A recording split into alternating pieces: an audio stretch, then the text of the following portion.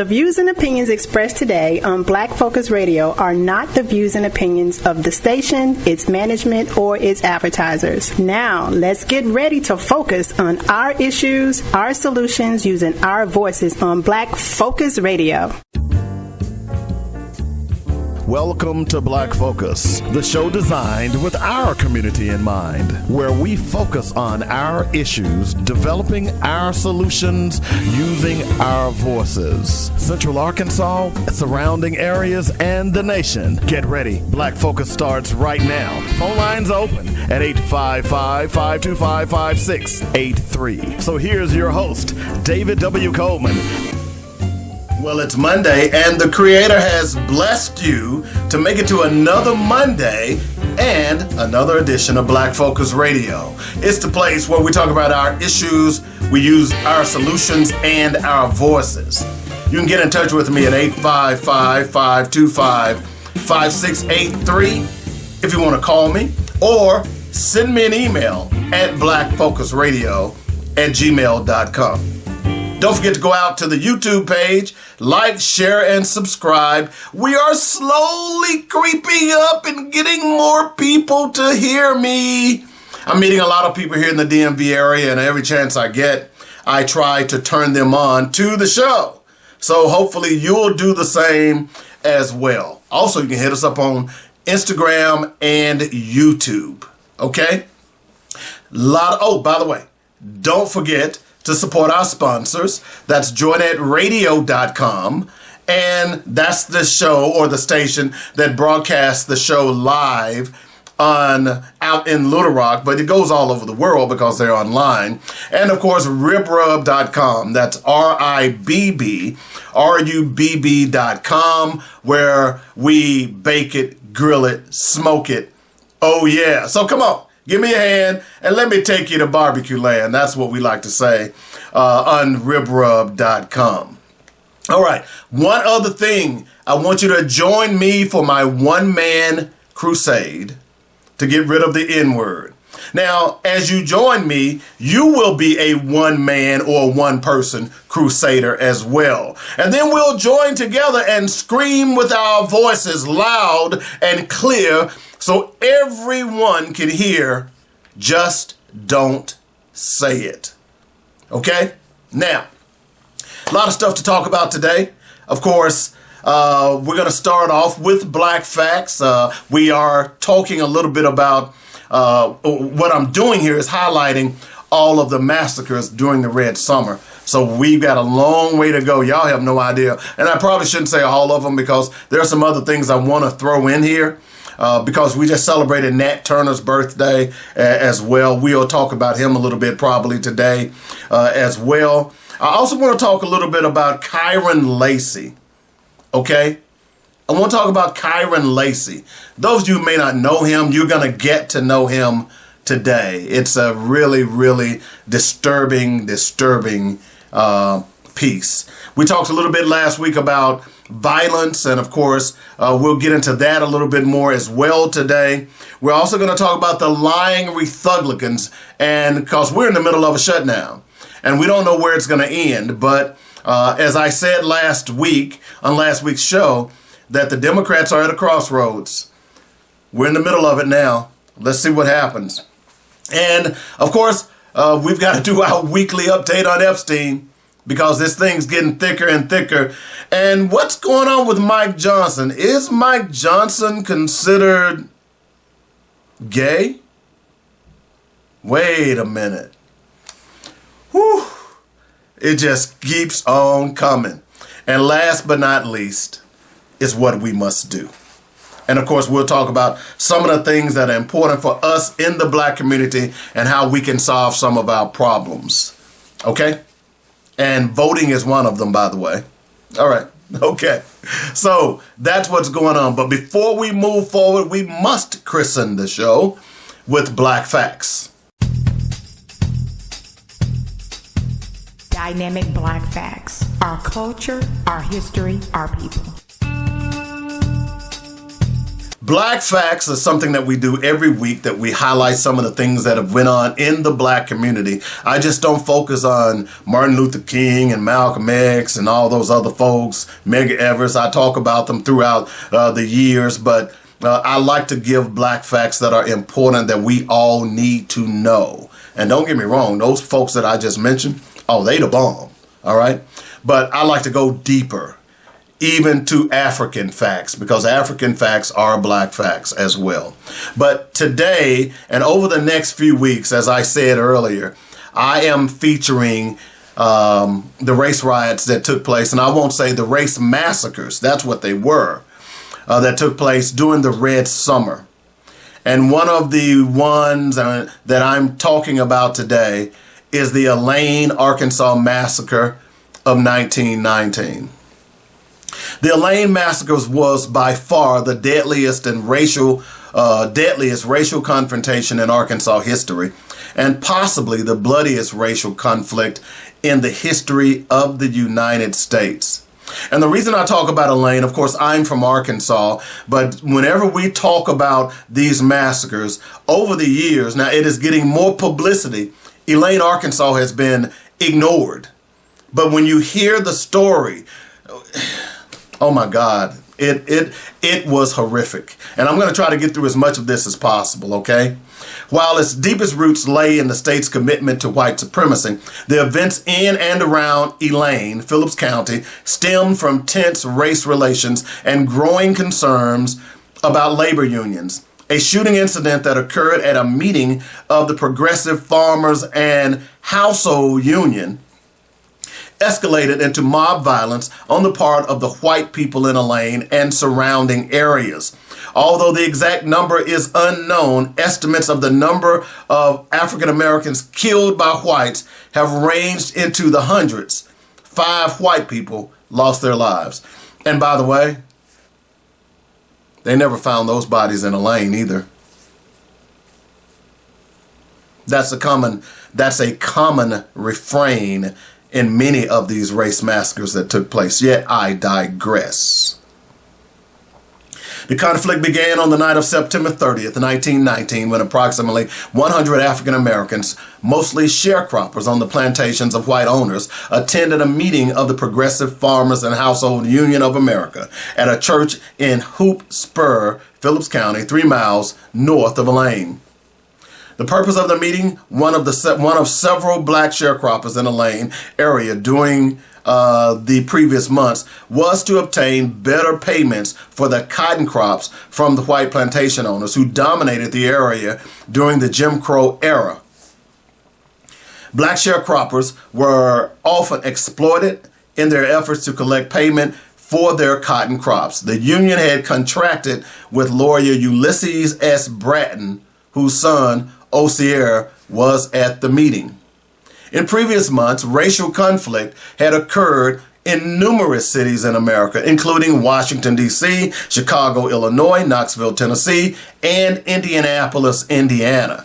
With labor conflicts escalating throughout the country at the end of World War I, government and business interpreted the demands of labor increasingly as the work of foreign ideologies, such as Bolshevism, that threatened the foundation of the American economy. Thrown into highly combustible mix of the return of the United States of black soldiers who often exhibited a less submissive attitude within Jim Crow society around them. Unions such as the Progressive Farmers represented a threat not only to the tenet of white supremacy, but also to the basic concepts of capitalism. Although the United States was on the winning side of World War I, supporters of American capitalism found in communism a new menace to their security. With the success of the Russian Revolution, stopping the spread of international communism was seen as the duty of all loyal Americans. Arkansas Governor Charles Hilton Breaux told the St. Louis, Missouri audience during the war that there existed no twilight zone in Arkansas patriotism, and called Wisconsin Senator Robert LaFleur, who opposed the war, a Bolshevik leader. During the Red Scare, The threat of Bolshevism seemed to be everywhere, not only in the labor strikes led by the radical industrial workers of the world, but also by the cotton fields of Arkansas. Leaders of the Hoop-Spur Union had placed armed guards around the church to prevent disruption of their meeting and intelligence gathering by white opponents. Though accounts who fired the first shots are in sharp conflict, a shootout in front of the church on the night of September 30th, 1919, between the armed black guards around the church and three individuals whose vehicles were parked in front of the church resulted in the death of W.A. Atkins, a white security officer for the Mississippi Pacific Railroad, and wounding Charles Pratt, a Phillips County white deputy. The next morning, the Phillips County Sheriff sent out a posse to arrest those suspected in being involved in the shooting. Although the posse encountered minimal resistance from the black residents of the area around the lane, the fear of African Americans, who outnumbered whites in the area of Phillips County by a ratio of 10-1, led an estimated 500 to 1,000 armed white people, mostly from surrounding Arkansas counties, but also from across the river in the Mississippi, to travel to a lane to put down what was characterized by them as an insurrection. On October 1st, Phillips County authorities sent 3 telegrams to Governor Breaux requesting that U.S. troops be sent to a lane. Breaux responded by gaining permission from the Department of War to send more than 500 battle-tested troops from Camp Pike outside of Little Rock, Arkansas. After troops arrived in a lane on the morning of October 2nd, 1919, the white mobs began to depart the area and return to their homes. The military placed several hundred African Americans in makeshift stockades until they could be questioned and vouched for by their white employers. Union leader Robert Lee Hill was hidden by friends during the violence and later escaped to Kansas. The violence even claimed those who had nothing to do with Union efforts, such as brothers David Augustine, Elihu Johnston, Gibson Allen Johnson, Lewis Harrison Johnston, and Leroy Johnston, who were returning from Helena from a hunting trip when they were attacked and killed on October 2nd. Evidence shows that the mobs of whites slaughtered African Americans in and around a lane. For example, H.F. Smitty, one of the white witnesses to the massacre, swore in an eyewitness account in 1921 that several hundred of them began to hunt Negroes and shooting them as they came upon them. Anecdotal evidence also suggested that the troops from Camp Pike engaged in indiscriminate killing of African Americans in the area, which, if true, was a replication of past militia activities that to put down perceived black revolts. In his 1925 book, What a Preacher Saw Through a Keyhole in Arkansas, Sharp Dunaway, an employee of the Arkansas Gazette, alleged that soldiers in a lane had committed one murder after another, with all the calm deliberation in the world, either too heartless to realize the enormity of their crimes or too drunk on moonshine to give a continental darn. Colonel Isaac Jenks, commander of the U.S. forces at a lane, recorded the number of African Americans killed by U.S. troops as only 2.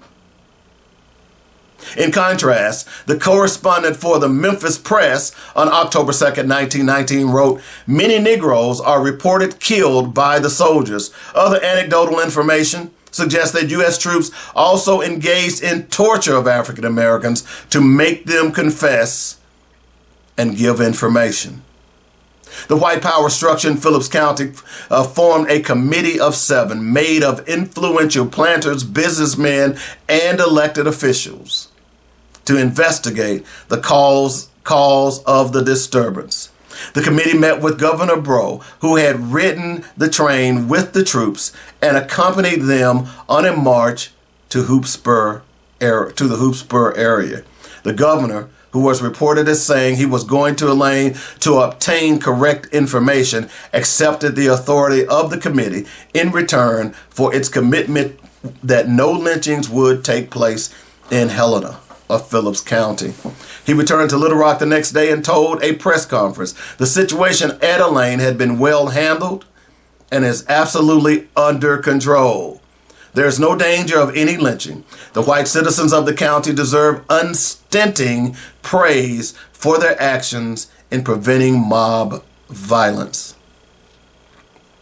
From this point forward, two versions of what occurred at Elaine exist. The white leaders put forward their view of black vet residents who had been about to revolt. E.M. Allen, a planter and real estate developer who became the spokesman for the Phillip County's white power structure, told the Helena World on October 7th, the present trouble with the Negroes in Phillips County is not a race riot. It is a deliberately planned insurrection of the Negroes against the whites directly by an organization known as the Progressive Farmers and Household Union of America, established for the purpose of banding Negroes together for killing white folks. On the other hand, the National Association for the Advancement of Colored People in New York had sent Field Secretary Walter White to investigate the events in Elaine, contested such allegations from the outset. White wrote in the Chicago Daily News on October 19, 1919, that the belief that there was an insurrection was only a figment of the imagination of Arkansas whites and not based on fact. He said, "White men in Helena told me that more than 100 Negroes were killed." Famed journalist and anti-lynching activist Ida B. Wells Barnett secretly interviewed some of the prisoners in Helena, from which she produced the pamphlet, The Arkansas Race Riot. The work also challenged allegations of an insurrection and documented the torture and other depredations the prisoners had suffered. Within days of the initial shootout, 285 African Americans were taken from the temporary stockades to the jail in Helena, the county seat, although the jail had space for only 48 people. Two white members of the Phillip County posse, T.K. Jones and H.F. Smitty, stated in sworn out affidavits in 1921 that they committed acts of torture at the Phillips County Jail and named others who had also participated in the torture.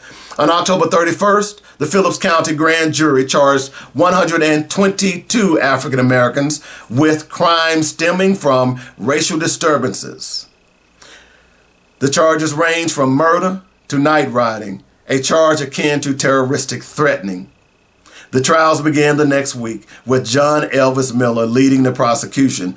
White attorneys from Helena were appointed by Circuit Judge J.M. Jackson to represent the first 12 black men to go to the jury, to go on trial. Attorney Jacob Fink, who was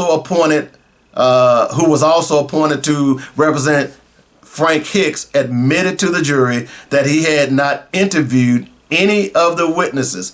He had no motion for change of venue, nor did he challenge a single prospective juror, taking the first 12 called. By November 5th, 1919, the first 12 black men given trials had been convicted of murder and sentenced to die in the electric chair. As a result, 65 others quickly entered plea bargains and accepted sentences up to 21 years for second-degree murder. Others had their charges dismissed and ultimately were not prosecuted. In Little Rock, at the headquarters of the NAACP of New York, efforts began to fight death sentences handed down in Helena, led by, in part, Scipio Africanus Jones, the leading black attorney of his era in Arkansas, and Edgar M. McHaley. Jones began to raise money in the black community in Little Rock for the defense of the Elaine 12, as the convicted men came to be known. The 12 men were Frank Moore, Frank Hicks, Ed Hicks, Joe Knox, Paul Hall, Ed Coleman, Alfred Banks, Ed Ware, William Wordlaw, Albert Jones, Joe Fox, and John Martin. At the same time, the New York offices of the NAACP, upon the advice of Arkansas Attorney Ulysses S. Bratton, hired the Little Rock firm of George Murphy, a former Attorney General and candidate for governor, as counsel for the 12 men. Even at the age of 79, Murphy, a former Confederate officer and Arkansas Attorney General, was considered one of the best trial lawyers in Arkansas, but by late November, Jones was working with Murphy's firm to save the Elaine 12. The cases of the Elaine 12 were litigated on two separate tracks. The retrial of the Ware defendants began on May 3rd, 1920. During the trials, Murphy became ill and Jones became the principal counsel. Hostility towards him was so great that local white residents that out of fear for his life, he was said to sleep at a different black family's house every night during the trials. The convictions were again affirmed. Governor Breaux once again stayed their executions until the Arkansas Supreme Court could again review the cases. Ultimately, the Ware defendants were freed by the Arkansas Supreme Court after 2 terms of court had passed, and State Arkansas made no move to retry the men. The Moore defendants were granted a new hearing after the United States Supreme Court, in the case of Moore versus Dempsey, ruled that the original proceedings in Helena had been a mask and that the state of Arkansas had not provided a corrective process that would have allowed the defendants to vindicate their constitutional right and to due process of the law on appeal. Instead of pursuing a new hearing in federal court on March 1923, Scipio A. Jones entered into negotiations to have the Moore defendants released. To be released, the men would have to plead guilty to second-degree murder and a sentence of 5 years from the date they were first incarcerated in the Arkansas State Penitentiary. Finally, on January 14, 1925, Governor Thomas McRae ordered the release of the Moore defendants by granting them indefinite furloughs after they had pleaded guilty to second-degree murder. In the interim, Jones had secured the release of the other Elaine defendants.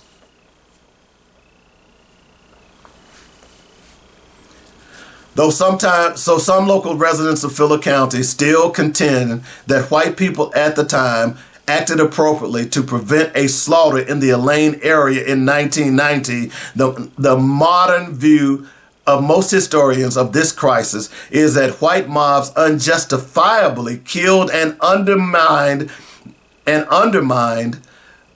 number of African Americans. More controversial is the view that the military participated in the murder of blacks. Race relations in the area of Arkansas are currently quite stained for a number of reasons, including the events in 1919. A conference on the matter in Helena in 2000 resulted in no closure for the people of Phillips County.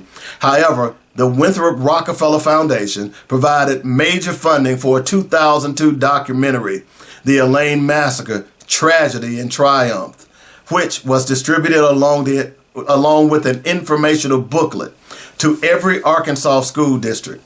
On September 29, 1919, a memorial to those who died during the massacre was dedicated in downtown Helena, West Helena. On November 5th, 1919, the Elaine 12 were memorialized on the Arkansas Civil Rights Heritage Trail in Little Rock, Arkansas. Now, that was Elaine, Arkansas, and that account is from the Arkansas Library Association. Okay, it's somewhat sanitized.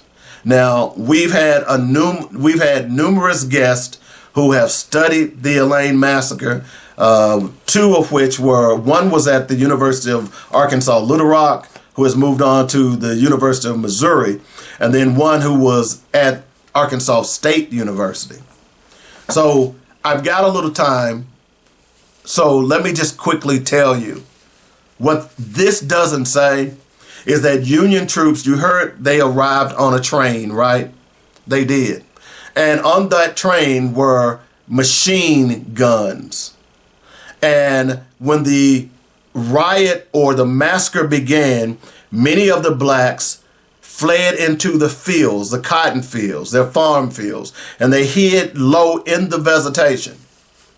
And when the trains arrived with the World War I veterans, those black soldiers who too were World War I veterans got up because they thought they were in good hands, because those were quote unquote fellow soldiers. And what happened, those men were machine gunned from the backs of trains. The aftermath also showed, and by the way, many others were machine gunned, men, women, and children. This mess about the military said only 2 black people died, that's a lie. That's a damn lie. Okay? Many of the people, those black people, left Elaine, Arkansas, or they hid. And while they were hiding, the whites in Elaine went into their houses and stole their furniture and stole their pictures. And you could go into white households and see some of the things that had been in black households. So much so, the pictures of relatives, black relatives that were in those houses, for whatever reasons, the whites took them and put them in their houses. This was Elaine, Arkansas. So when y'all tell me that Charlie Kirk talks about he's happy that segregation, or he wished that the civil rights should have never happened and desegregation should have never happened, this was what was going on during that time period called the Red Summer. And that's our Black Fact for today. Keep listening to Black Focus Radio for more dynamic Black facts, our culture, our history, our people on joynetradio.com. Now, when we come back, I want to talk a little bit about Kyren Lacy. And the reason I want to talk about Kyren Lacy is because what you heard in that Black Fact is similar to what Kyren Lacy went through. Is black people are always found guilty before the trial. And that is a story or a through line throughout the Red Summer and even up to today. White people get the benefit of the doubts. Black people do not. They never have. And even here in 2025, that pattern still exists. So hang 10. We're going to take a quick break. When we come back, we want to talk a little bit about the story of Kyren Lacy. And it's sad. You're listening to Black Focus Radio. Our issues, our solutions, our voices on joynetradio.com. Hi, I'm David W. Coleman, host of Black Focus Radio and the weekly sports magazine. We here at joynetradio.com would like to thank you for all the love and support you've given us. Our goal is to keep you inspired and informed daily with quality programming from gospel music, news, talk, and sports. Log on to joynetradio.com for the program lineup, and while there, be sure to make a donation. Then download our app and carry us anywhere in the world. Please continue to spread the word about joynetradio.com. And if you are an entrepreneur or have an upcoming event or you'd like to start a show, let the professional writers and producers here at joynetradio.com help you get the word out. Call me at 615-554-0568 for more details. In the meantime, stay informed and inspired daily right here on joynetradio.com. David W. Coleman here for Coleman's Dynamic Rib Rub and Rib Nuts. Go to ribrub.com, that's RIBBRUBB.com right now, and stock up on the best dry marinades for baking, grilling, and smoking your favorite meats. 3 great flavors, hot and spicy, original, and scorching. Try them at your next cookout and you will shout, bake it, grill it, shake it, oh yeah! Only one place to get Coleman's Dynamic products, that's ribrub.com. Easy to order, and I'll ship direct to you or to friends and family anywhere in the United States.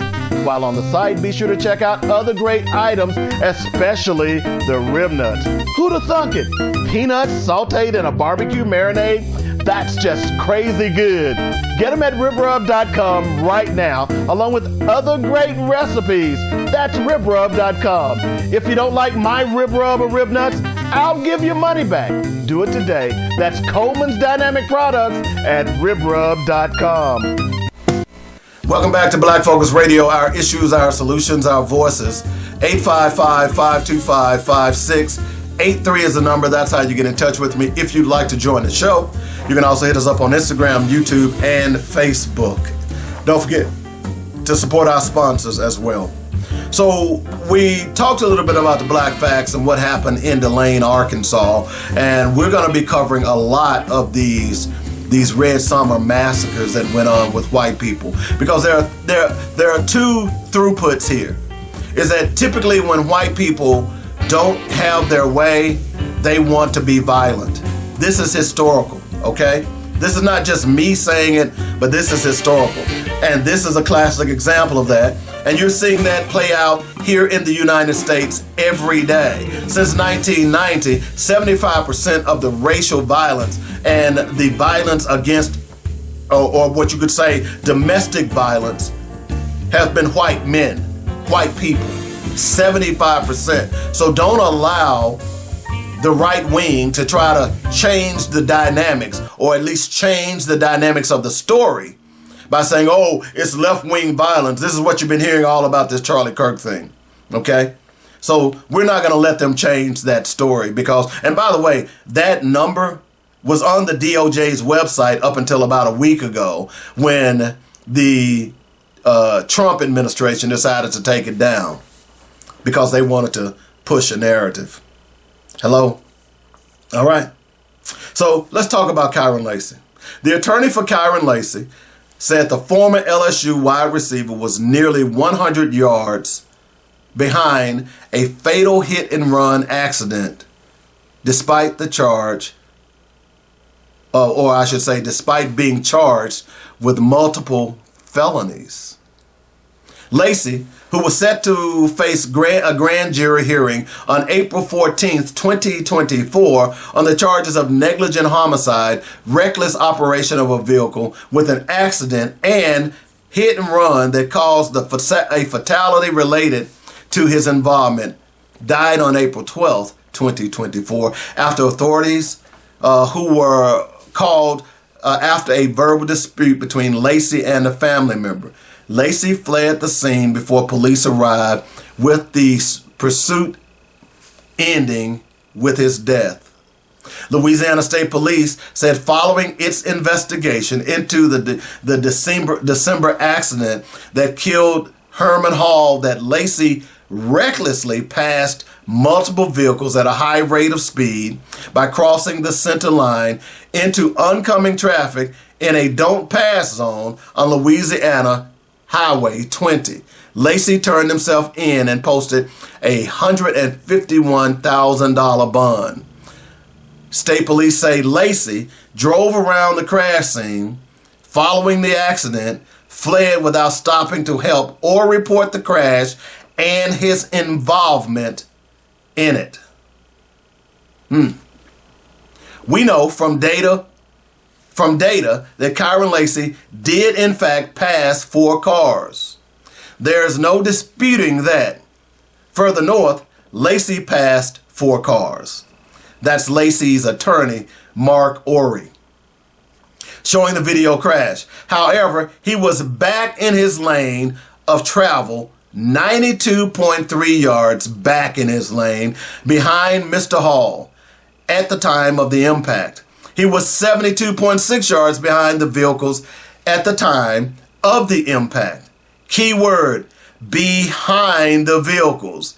That is not how the story was told or painted. Never. What we know now is he was 3 times legally what he needed to be back in the lane of traffic. In February, Ory also denied Lacy caused the accident that led to Hall's death.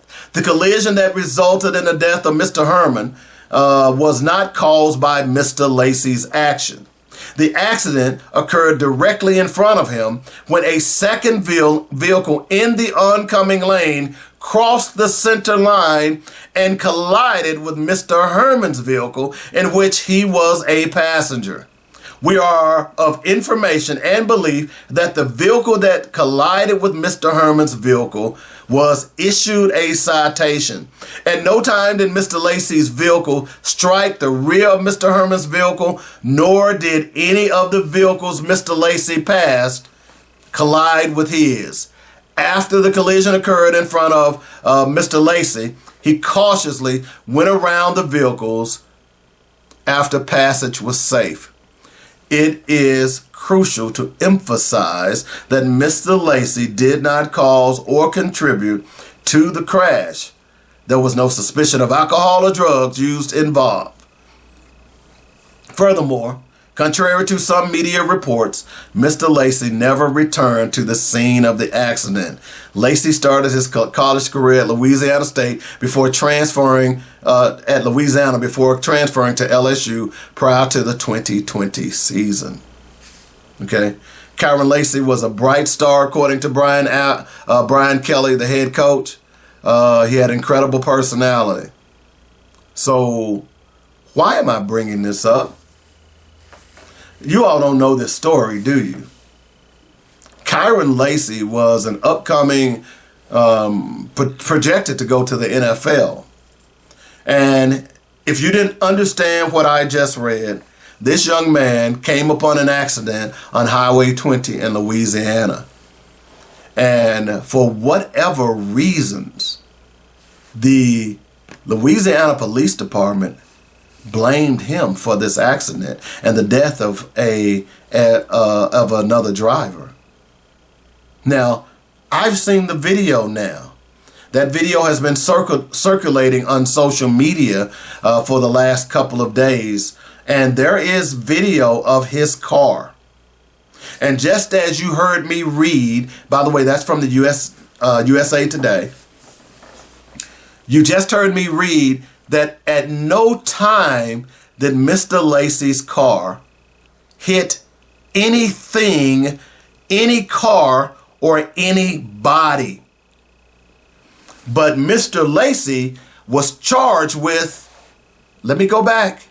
He was charged with, let's see here. He recklessly passed these people, and according to them, and I'm looking for, according to Louisiana State Police, following his investigation into the December accident that killed Herman Hall, that Lacy recklessly passed vehicles at a high rate of speed by crossing the center line into oncoming traffic in a don't pass zone. Lacy turned himself in. So there you go. He was facing charges of negligent homicide, reckless operation of a vehicle with an accident, and hit and run that caused a fatality related to his involvement. Hello? How could I be involved in a hit and run when I didn't hit nothing? Why did the Louisiana State Police charge this young man? You all know. Unfortunately for Kyren Lacy, he committed suicide. And no doubt that, I don't know what sparked the suicide, because the stories are that he had an argument with a family member. I have no doubt that this young man was under a lot of pressure. Imagine, you come upon an accident and you leave the accident, and later on you find out that you're charged with causing the accident. And if you see the video, you can clearly see how Mr. Lacy came up on the accident, went around in other words, the accident had occurred before he even got there. That's what his attorney was saying. Thankfully, the attorney was telling him that he was going to clear his name. That was his commitment to Kyren Lacy. Even in death, that he wanted to make sure that this young man's death was not going to be marred by something that wasn't true, something that didn't happen. So hats off to this attorney. But when you come up on this when you see this video, you come up on this accident scene, and clearly this young man did not cause this accident, and he did not kill anyone by hitting them and running. You see, the question is, why would the Louisiana State Police say he did? And from what I understand, there are a whole lot of discrepancies in their police reports. Those are to be released here real soon. Let's charge the black guy. That's what happened. That's what happened.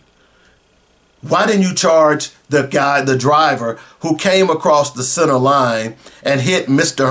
Herman Hall's car? They tried to say that Lacy hit the car from the back. Now look, you ain't got to be a rocket scientist. You ain't got to be a forensic pathologist. You ain't got to be a forensic specialist. All you got to do is watch New York, Undercover, any of these cop shows. Or better still, I bet many of you who are listening to the show has been in a car accident. Now, if you hit someone, especially with the cars today, how they're made, many of them are made of plastic, basically, fiberglass. And I see accidents here in the DMV all the time. My God, some of them are horrific. Even the minor fender benders, there's major damage to those cars. There's major damage to those cars. So I'm a little confused here. If Mr. Lacy had hit anyone, why wasn't there some damage to his car? If he hit someone hard enough to kill them, look, even if you hit a body, let's say, for instance, it doesn't really have to be a big body. If you, God forbid, you hit a kid, guess what? There's going to be some damage to your car. So when the police went and found Mr. Lacy, or when he turned himself in, I'm sure they went out to his car and looked at his car and said, oh, there's no damage. Wait a minute. How is it that y'all arrested this guy? What? I'm confused. Now, I know people say, well, Dave, you just want to put race in it. But hey, you know Louisiana's history, right? Thank you. Go look up Mr. Green, by the way. I rest my case. The Louisiana State Police Department has been corrupt for decades, and their corruption continues. Now, I'm just curious. How is it that this young man was charged with causing an accident when he was clearly behind the accident? And how was he charged with running over he wasn't a pedestrian, he was in the car. How was he charged when they said that a car in the oncoming traffic crossed the center line? How was Kyren Hall charged? How did that happen? And I am so sorry that this young man couldn't wait to be exonerated, because he clearly would have been exonerated. And whatever that domestic dispute that occurred that caused Kyren to leave, oh my God. How do you think that family member is feeling right now? Because this young man was under a lot of pressure. Imagine. And we can imagine. But maybe you all have brothers and sisters, and maybe your brother, when y'all were little, blamed something on you and you got the whooping.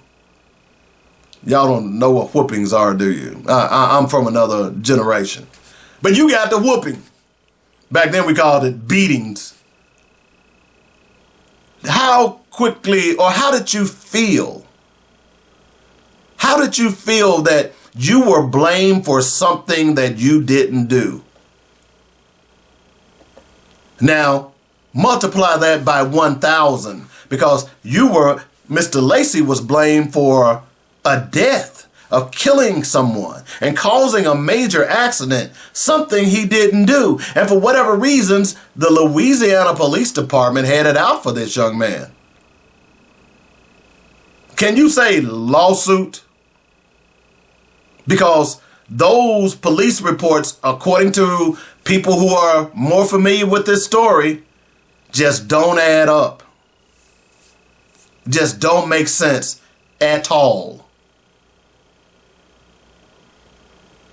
We need an awakening for the police department in this country, every one of them. Because as I watch more and more First Amendment audits and how they're treating people, and I will say this, that it's going to get worse before it gets better, because you've got someone in the White House who doesn't give a damn about law and order.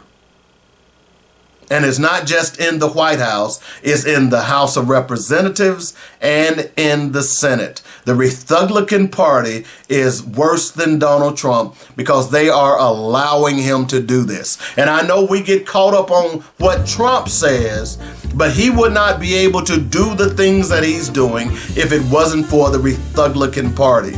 Those are the things that we need to keep front and center. So that is why I am highlighting this Kyren Lacy story, because the black facts, what happened in Elaine, you heard them talk about the blacks being tried. You didn't hear me talk about the whites being tried, did you? You know why? Because none of them were tried. And oh, by the way, those bodies from Elaine, Arkansas have never been found. Just like the bodies in Tulsa and many of these other massacres. They've never been found. So spare me your righteous indignation about who's committing violence in this country, because this country is replete with violence. It was built on violence. And that's a fact, Jack. We got to take a quick break. When we get back, we'll talk more. You're listening to Black Focus Radio, our issues, our solutions, our voices on joynetradio.com.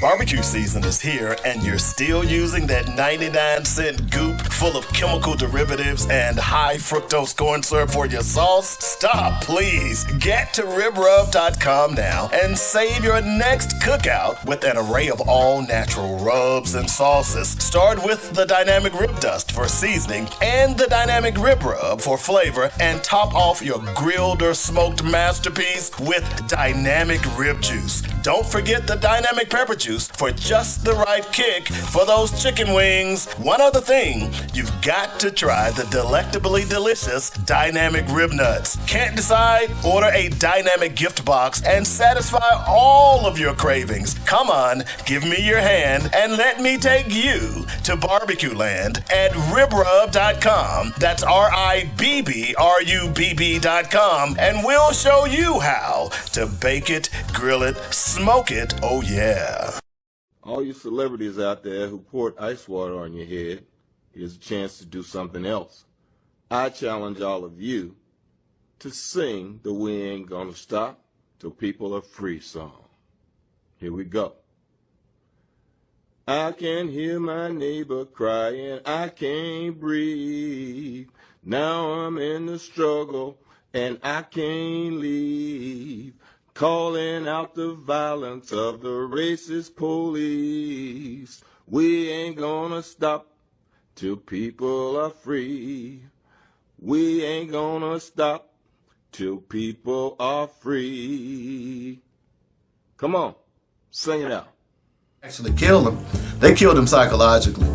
They assassinated his character. They assassinated this young man to the point where he lost all sense. He said, well, this started with a domestic violence with a family member. That may be true. But as I asked you last segment, imagine yourself, and people go through this a lot, under the auspices of someone saying that you committed a heinous act, a crime, and you are about to be sentenced. He didn't make it to the grand jury. We ain't stopping till we're free. And unfortunately, there are a lot of people out there who are trying to pretend that this thing has nothing to do with race. How can you say something that, when it comes to black and white in America, how can you say it has nothing to do with race when this country was built on race? And I say that because I want to talk a little bit about Byron Donalds. Because Byron Donalds, if you know, last week, we talked a lot about what happened on the Tennessee State campus. And Byron Donalds had the unmitigated gall to get on that other news channel and say it was Tennessee State's fault that the violence that took place, or it wasn't really violence, that the shouting matches that took place on the campus when two clearly white supremacists came on campus hoping to elicit violence, and nothing was done. The security was finally called, and they were ushered off campus. Now, contrary to that, I watched the video, this morning, and I believe it was the University of Virginia. And there was a white guy who ran into a classroom, an American history classroom, and gave the Nazi salute. And he was surreptitiously put off campus. In fact, students turned against him, as well as, and these were white students, these were not black students. The campus officially barred him from the campus. He was never to return. I don't know that happened to those two white boys in Tennessee and Nashville, but I didn't hear Byron Donalds coming out saying that university was the cause of that problem. You see, Byron Donalds is probably the most, despicable black man that I've seen in a long time. I mean, there are a lot of them out there, but he is one of the most despicable. It was also recently came out that Byron Donalds had some indiscretions against the law when he was younger. Did y'all know? I didn't know this until recently. And Byron Donalds now is voting on laws that will penalize, particularly in Washington, D.C., just 45 minutes from where I am right now. Byron Donalds voted on legislation that would penalize young black males, give them lengthier sentences in Washington, D.C. Now, what would have happened if Byron Donalds would have gotten the same sentences that he wants to mete out to young black males in Washington, D.C.? Byron Donalds, you know what? Well, damn, maybe that should have happened, and then we wouldn't be dealing with him. No, I'm just kidding. But realistically speaking, what would have happened if Byron Donalds would be getting the same sentences that he's voting for in this new legislation? What would have happened if he would have gotten that when he was that young, indiscretionary young black male who ran up afoul of the law? See, this is why this makes him so despicable. I thought Tim Scott was the guy. When Tim Scott said, "I just love you, Donald Trump," trying to curry favor so he could be vice president. Oh, I was ashamed for his ass, and oh my God. You ever wanted to just kick somebody out the black male club? Bro, you ain't a black man anymore. You got to go. I don't know where you going, but you got to go. Tim Scott was that guy. But now we got Byron Donalds. And this guy is probably the most despicable. He had the nerve. I hadn't heard him say anything about this incident that just recently happened at this white university, but he wanted to condemn Tennessee State officials and the students for reacting the way you react. What were they supposed to do?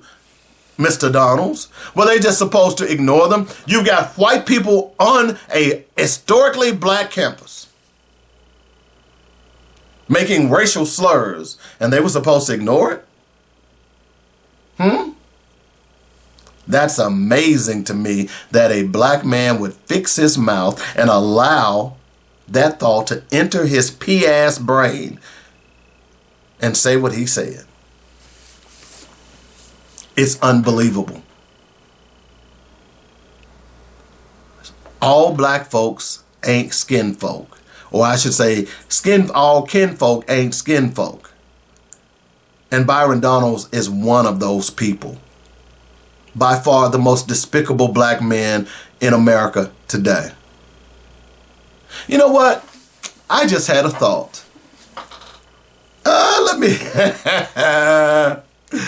Oh, wow. I just had a thought. Let me write this down. Y'all know what I'm doing, right?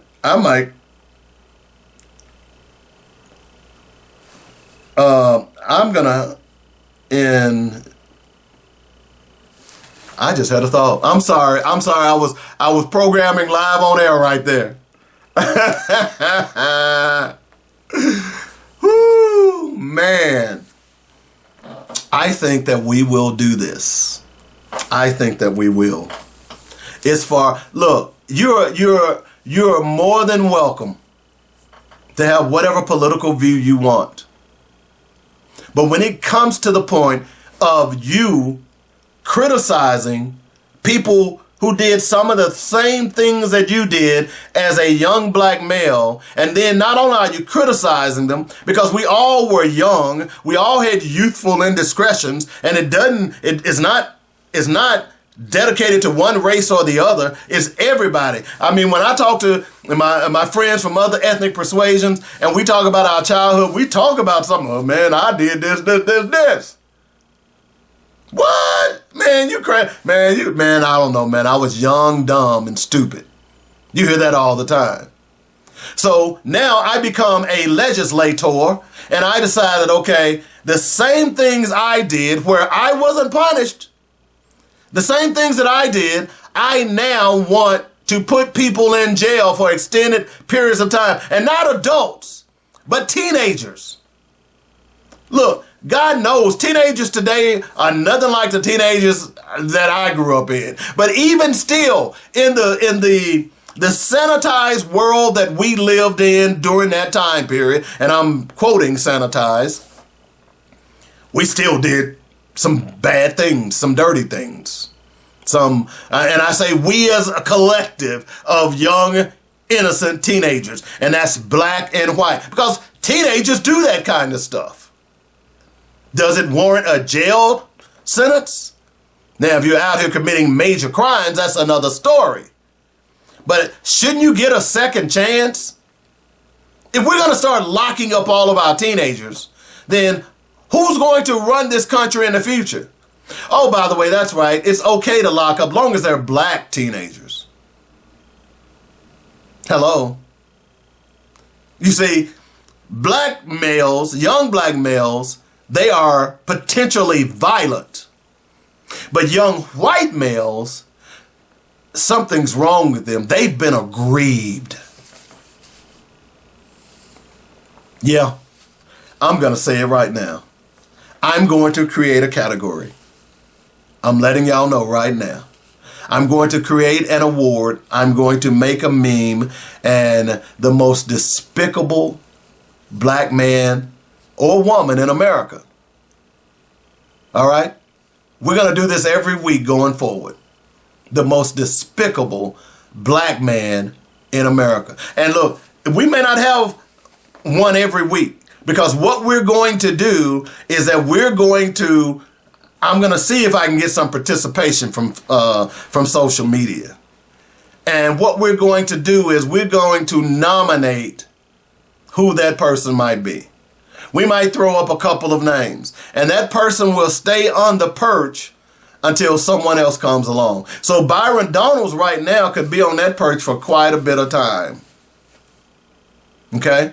There are others. Clarence Thomas is out there. Tim Scott's out there. Candace Owens is definitely out there. You know, I saw a clip with Montel Williams today. He's out there. But right now, we're going to nominate Byron Donalds as the most despicable black man in America. Okay? We've got to do that. Yes, we do. Yes, we do. Okay, so we've got to take the top of the hour break. Let me tell you what's coming up in this next hour. We want to talk about the shutdown. We can't go without talking about the shutdown. So we'll talk about that and the lying Rethuglicans. No, that's not a singing group or a circus act. Well, it's probably more of a circus act. The lying Rethuglicans. We also want to talk about the Epstein files and Mike Johnson. Why are they turning somersaults to keep this out of the media? It's interesting, and it's getting more interesting as we go by. Okay? I'll tell you, I'll paraphrase what Charles Blow said about Mike Johnson, because he and Mike Johnson are from the same town, and Charles Blow is gay. Woo! We'll get into all of that and more. You're listening to Black Focus Radio. Our issues, our solutions, our voices on joynetradio.com.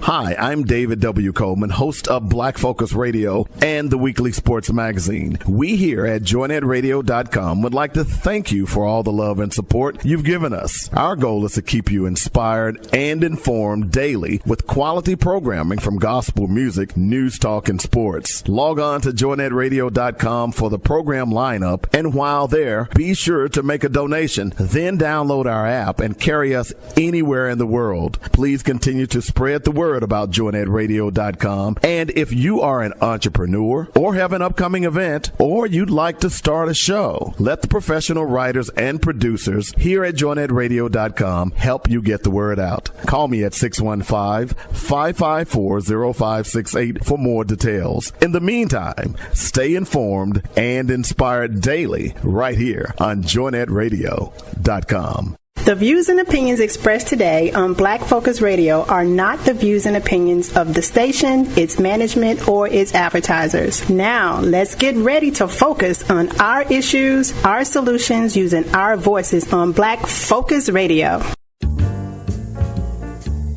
Welcome to Black Focus, the show designed with our community in mind, where we focus on our issues, developing our solutions, using our voices. Central Arkansas, surrounding areas, and the nation. Get ready. Black Focus starts right now. Phone lines open at 855-525-5683. So here's your host, David W. Coleman.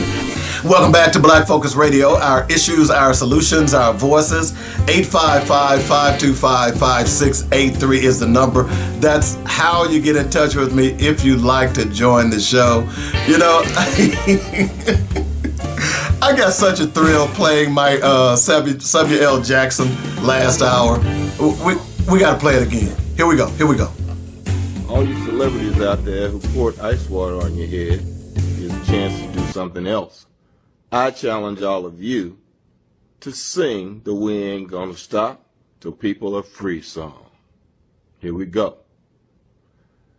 I can hear my neighbor crying, I can't breathe. Now I'm in the struggle and I can't leave. Calling out the violence of the racist police. We ain't gonna stop till people are free. We ain't gonna stop till people are free. Come on, sing it out. Thank you, Sam. Welcome to the show. I just had to play that again, okay? I might play it again in the next segment later on in the show as well. But anyway, welcome to the show. It's Black Focus Radio. Our issues, our solutions, our voices. 855-525-5683 is the number. That's how you get in touch with me. Send me an email at blackfocusradio@gmail.com. I'll put you on the show. It don't matter to me. Look, I'm going to tell you like this. I've told you over and over again, and I told you all last week, that they are trying to pull my show in Arkansas. They're putting pressure on JC Love and Join Ed Radio. Y'all go down there and support JC Love and Join Ed Radio, because we need black media. Period. End of story. And JC Love is the only independent black media source in Arkansas. I know y'all listen to that other station, but that other station ain't black media. Yeah, they got black folks on there, but look, white people own those stations. All right? So support JC Love. Also, don't forget to support ribrub.com, RIBBRUBB.com. Bake it, grill it, smoke it. Oh yeah. Let me take your hand and lead you down through barbecue land. Okay, we've been thinking about doing some things in the DMV area to help these folks know what real barbecue tastes like. We'll let you know about that. Those of you in the DMV area real soon. Also, don't forget to join my crusade to get rid of the N-word. Just don't say it. That's all I'm asking you to do. All right, we have to start making sure that we refer to ourselves as who we are. Okay, it is important. How you view yourself is how you respond. You know, I was talking to a friend last week, and it was interesting that this person told me about how they grew up, and they didn't have any positive role models in their lives at all. At all. And the reason that they are in the predicament that they're in, they truly believe that it's because of the lack of role models that they had or did not have. All right. So it's important for us to understand how we view ourselves. It's one of the reasons that I love the principles of Kwanzaa, which is coming up. But my favorite principle of Kwanzaa is Kuji Chakalia. It means self-determination. It's to define ourselves, name ourselves, and create and speak for ourselves. So let's not define ourselves with the N-word. In other words, just don't say it. Okay, so this hour, we're going to talk about the lying Rethuglicans and the shutdown. And we're also going to talk about Epstein and Mike Johnson. And then the last segment, we'll talk about what we must do. Okay? Can y'all handle that? I sincerely hope so. Now, we got a lot of stuff going on. So let's talk about what's going on right now in America. As I said to you, there is a government shutdown. It took place or began October 1st. And last week, I brought up on the show that the Democrats will have an opportunity to stand its ground. Will they? What's going on right now is that the Republican, or I should say the Rethuglican Party, wants to take health care from Americans. Those millions of Americans who signed up for the affordable health care, I was one of them, has helped me. I go back to when I almost died in 23. If I don't have insurance, maybe I don't go to the hospital. I don't know. That insurance was paid for by the affordable health care. But the Rethuglicans want to take that from people because this is their way to totally get rid of everything that is Obama. They want to try. They hate Obama. They hate the fact that this country had a black president. That's part of the reason that they didn't vote for Kamala Harris, because a black president and a woman, oh God, we've really lost it, because that's their fear.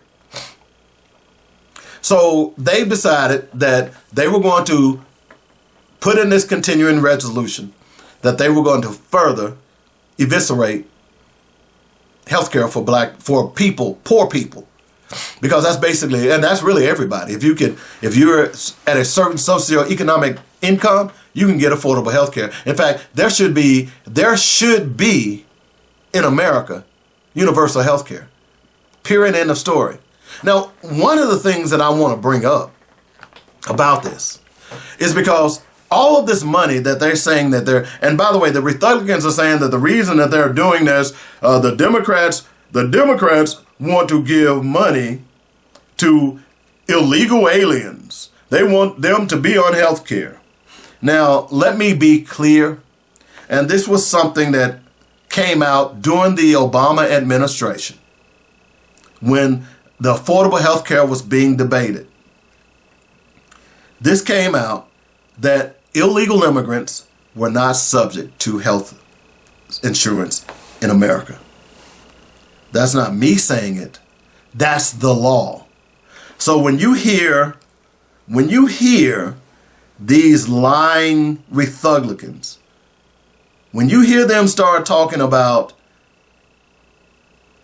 healthcare for illegal immigrants, they are lying through their teeth. And as a matter of fact, they were called out last week by multiple news sources, and they still continue to try and lie. The irony is that so many of them confess or confirm, well, I should say confess, that they're Christians. Let me read this quote to you. Your yes to God requires your no to all injustices, to all evil, to all lies, to all oppression and violation of the weak and the poor. Mike Johnson claims that he's a Christian. He wears his religion on his sleeve.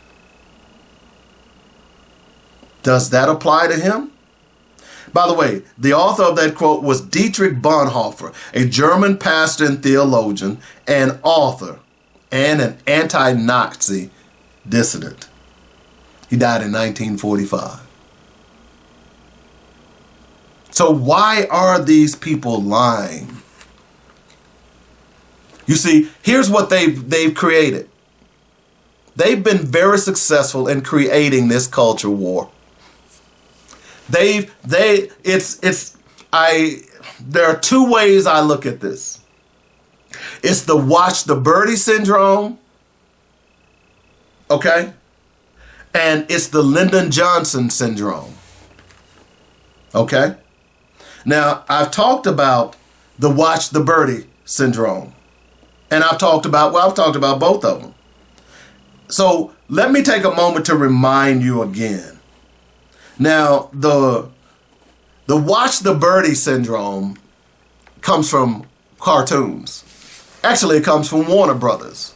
It comes from, Bugs Bunny, Daffy Duck, The Road Runner, any of the Warner Brother cartoons that were being chased by someone, whether it was Elmer Fudd as the chaser, or Wile E. Coyote as the chaser, or whomever it was. Foghorn Leghorn being chased by the chicken hawk, or the chicken hawk. I'm a chicken hawk. That's what they remind me of. But let me explain to you. One of these characters is being chased, and the pursuer finally catches up with him and corners him. And that cartoon character, and I think the fact that they were cartoon characters are certainly apropos to what we're discussing today, because these people are cartoon characters. There's no ifs, ands, or buts about it. It's certainly apropos that we're talking this way. So the character's cornered, right? He's cornered. And he has no way out. He's got a gun pointed at him, or he's got an axe, or whatever the case may be. Y'all would have to have grown up watching Warner Brother cartoons to understand what I'm saying. But you've seen it, because this analogy has played out in cartoons all across the world. So that cartoon character, let's say it's Bugs Bunny. He's finally cornered by Elmer Fudd. Okay? And what does Bugs do? He raises both hands in the air as to give up. And then he begins to twirl one of the hands in the air. And Elmer Fudd watches the twirling hand. And Bugs Bunny says, "Watch the birdie." And when Fudd looks at the birdie, the twirling hand, Bugs Bunny slugs him with the other hand, knocks him out, and escapes. That's the watch the birdie syndrome, as I call it. The other one is the Lyndon Johnson syndrome. If you can convince the lowest white man he's better than the best colored man, he won't notice you're picking his pocket. Hell, give him somebody to look down on, and he'll empty his pockets for you. That's the Lyndon Johnson. That's certainly more apropos today, if you don't understand my cartoon analogy. So what the Republicans are doing is saying, oh, those illegal immigrants over there, they're the reason why you don't have a job. Those illegal immigrants over there, they're the reason why you don't have health care. We've got to take that away because the illegal immigrants are getting all of your health care benefits. It's kind of like that picture that is posted quite often on Facebook.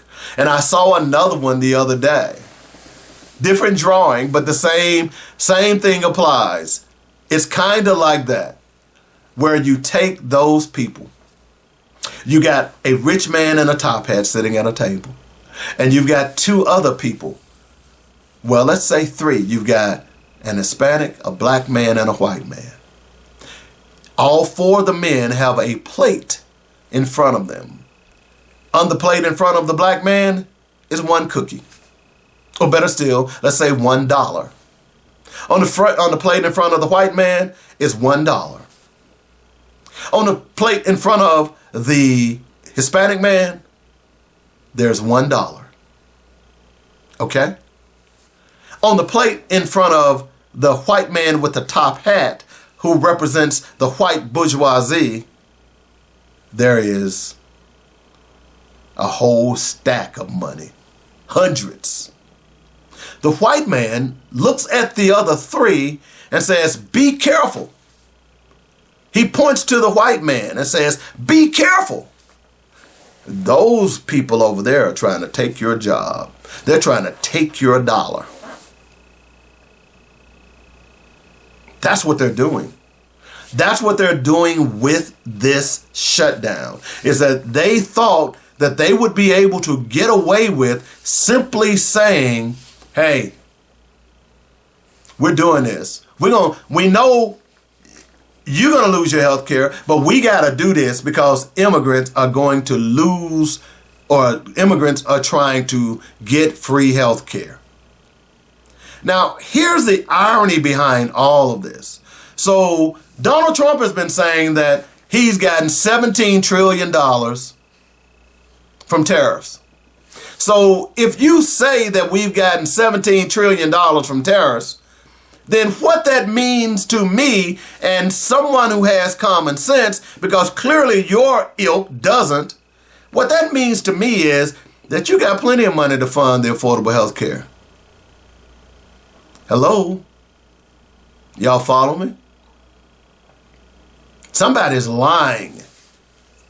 We know Donald Trump lies as soon as he wakes up and he's lying. We know that. So the question that you have to ask yourself more than anything else is that how long are y'all going to let these people lie to you? You're going to lose your health care. As a matter of fact, the farmers are upset. Farmers are mad. Hello? And you know what? I've said over and over again, I don't feel sorry for the farmers. I just don't. In fact, I'm tired of y'all whining. I really am. I'm tired of farmers whining because you're going to lose your money. You're going to lose your farm. Your family is going to go bankrupt. I don't give a two hoots nanny. I just don't. You say, well, if we lose our farms, who's going to feed America? Corporate farming. You see, what you all didn't realize, farmers, is that this was by design. Donald Trump wants y'all to lose your farms because guess what? He's helping out his fat cat friends. You know, one of the companies that is into foreign corporate funding more than anybody else? Do y'all know? Huh? Do y'all know? Walmart. So when Walmart, when y'all go belly up, you know who's going to buy your farm? Walmart. That's right. Walmart's going to buy that farm. So why should I care? And see how stupid y'all are? Let me read something to you. Okay? Benjamin Netanyahu came to America and said, hey, I need $6 billion more to prosecute the war in Gaza, to continue killing men, women, and children. Donald Trump said, Ben, I got you. When Argentina came and said, hey, we need $20 billion to float our country, Donald Trump said, dude, I got you. When Elon Musk came and said, SpaceX needs $5.9 billion, Trump said, hey, dude, you my dog. I got you. All right? Bezos said Amazon needed $16 billion. Trump said, hey, I know our relationship early on was a little rocky, but hey, we dogs now. I got you. All right? Average Joe comes, says, my wife got cancer. I lost my job. Can we get Medicaid? And Donald Trump says, no, you can't get Medicaid. We're going to kill your affordable health care, all of that stuff. My farm is about to go belly up. In fact, Argentina was given $20 billion to float their economy. And by the way, United States farmers who are soybean growers have sold 0 goose egg to China. Guess where China's buying its soybeans from? Argentina.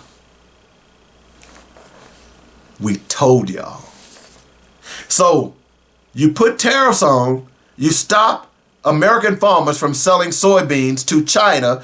China goes and starts buying soybeans from Argentina. Argentina comes to America and says, hey, look, we need 20 billion, man. We about to sell these soybeans. And Trump says, okay. Remember that Lyndon Johnson quote? See, he's made y'all believe that you've been aggrieved by black people and brown people. That's what white supremacy is. That's what white supremacy does. And it depends on your ignorance because you don't have common sense to read and pay attention to research. You just listen to faux news. Even faux news was trying to push last week that illegal immigrants are getting health care, free health care, if the Democrats don't shut this down. Or the Republicans don't shut this down. Which, when Democrats came on the shows and debunked it, they were still sitting there shaking their heads. They will not believe the facts. So as I said last week, that the Democrats are at a crossroads. Do they shut the government down and stand by the American people who deserve health care, who deserve universal health care? By the way, Argentina and Israel both have universal health care. How the hell are we funding a war in Israel, funding their free, by the way, they got free college tuition.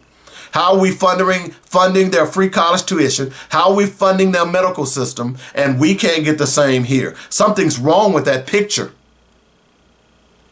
Something's wrong with that picture. So the Democrats had to make a stand. Now, how long they're going to hold out, I don't know. There have already been a couple who have been vacillating. Oh, we shouldn't shut the government down. Well, let me tell you this.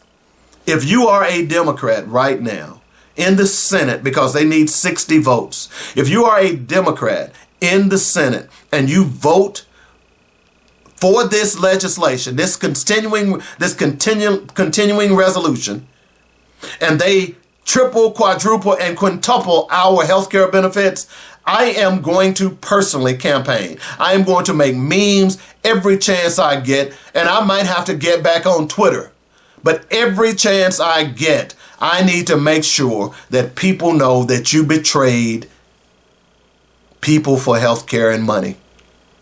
There's nothing anyone can give you. The bottom line is this. If you vote for this current legislation, 16 to 18 million Americans are going to have their health care premiums increased, tripled, quadrupled, quintupled. 16 million. Many of them can't afford to pay what they're paying right now. You are going to force millions of Americans into medical bankruptcy. You don't need to be in office. You need to be voted out. And it don't matter if you're up for this election or the next one. But when your next election comes up and you are on the ballot, as long as there's breath in my body, you will be a target. And I will make sure your constituency understands that. Even if I have to get back on Twitter, because I haven't been on Twitter in years. Once Elon Musk bought it, I was done. That's what's going on here, folks. The Rethuglican Party are stealing from the American people and putting money into their own pockets. That's what this big, beautiful debacle was all about. Stealing money from the American people and putting money into their own pockets. At some point, you as the American people are going to have to wake up. No ifs, ands, and buts about it. We'll take a break. When we come back, we're going to talk a little bit about Mike Johnson and the Epstein files. You're listening to Black Focus Radio.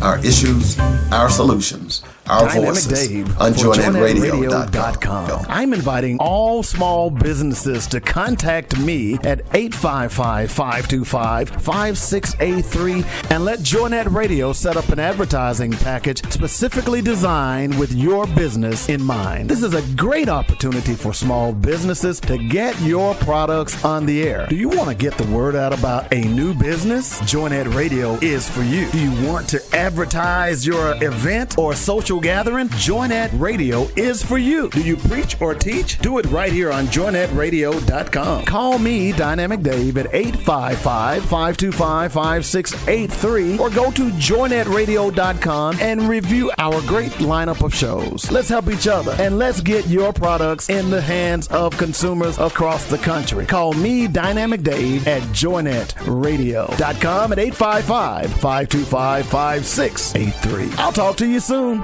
Coleman's Dynamic Products would like to thank you for all the support you've given us over the years. Our growth could not have happened without your purchases and word of mouth to your friends and family. That says you believe and trust us to provide Coleman's Dynamic Products with no fillers and all natural ingredients. We began with our flagship product, Rib Rub, and now it has expanded into snacks, seasonings, salts, rib juice, and pepper juice. We could not have done it without you. I'm David W. Coleman, founder and president, and I want to personally thank you for the encouraging words and support. Coleman's Dynamic Products will continue to be the best dry marinades, seasonings, and sauces you've ever put in your mouth. That's ribrub.com, RIBBRUBB. And you know what we like to say, bake it, grill it, smoke it. Oh, yeah. Pigskin, check. Round ball, check. Hard ball, check. Hockey puck, check. Burning rubber, check. We got it all on the weekly sports page with David Coleman. What else do you need? Did I say food? Can't have sports without food. What kind of show is this again? A sports show. Oh, okay. Pass me those rib nuts. Yeah, we do have it all and a whole lot more with me, Dynamic David Coleman, on the weekly sports magazine. Welcome back to Black Focus Radio. Our issues, our solutions, our voices. 855-525-5683 is the number. That's how you get in touch with us if you'd like to join the show. I also want to remind people that if you have an opposing view out there and you want to come on the show, you're more than welcome. Just bring your facts. Don't get upset when I correct you, because I'm gonna correct you. All right? I'm gonna correct you. So let's come on the show. Let's have a dialogue. You don't want to do that. That's why y'all are trying to get me off there in Little Rock. You don't want opposing points of view. You want the view to be your view, based on some conspiracy theory or some outrageous thought that you may have had, or based on your racism and white supremacy. You don't want to talk facts. But you're more than welcome. Speaking of talking facts, let's talk a little bit about the Epstein files. There are 218 votes that all they needed to release the files. Howard Lugnet, I believe, said something that he lived next door to Epstein in New York City. And he was coming out of, and you know, here's the weird thing about it, is Howard Lugnet trying to cover his, you know what? Because he said he lived next door to Epstein, and he remembered coming out one day and looking into his room, into his apartment, this luxury apartment, and in the middle of the apartment there was a massage bed. And I'm paraphrasing the conversation. And Lutnick asked him, why do you have a massage bed in the middle of the apartment? And he says, I get a lot of massages. He said, he being Epstein. And he went on to say, according to the report, and I get the right kind of massages, you know, and yeah. So, according to Lutnick, he said they didn't want anything else to do with him, he and his wife. You see how so many of these people that they know each other, they're Trump, they're in this circle. You get this? I still don't understand how Epstein was able to manipulate all these so-called smart-ass people. I just don't get it. There was so much evidence about who Epstein was and what he was doing, yet these rich white men ignored him. The banks ignored him. Bankers ignored him. Politicians ignored him. And apparently on both Democrat and Republican side. Isn't that weird? And of course, Mike Johnson has been turning somersaults over the last few months trying to keep these files from being released. Even late last week, a judge basically told them that there are plenty of files that you can release without trying to get grand jury testimony. In fact, the judge suggested that what the Justice Department was doing was a ruse. They were not serious about releasing the Epstein files. They wanted the judge to say, hey, I'm going to release the files, or if he says no, then they can go back to the American people and say, look, we did everything we could, but the judge said we couldn't release those files. No, that's grand jury testimony. That you knew that wasn't going to be released in the first place. So this charade that you're putting on made no sense. And the judge smacked them down in court about that.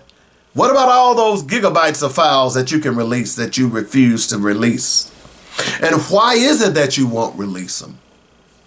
Now, late last week, there was a guy, and I've forgotten his name. In fact, I didn't even get his name, who got on social media and literally threatened Mike Johnson that if you don't release the files by Wednesday of this past week, I'm going to release your Grindr account. Now, I'm not on Grindr. I'm not that familiar with Grindr, but from what I understand is that Grindr is a social media app that is used by the homosexual and lesbian community.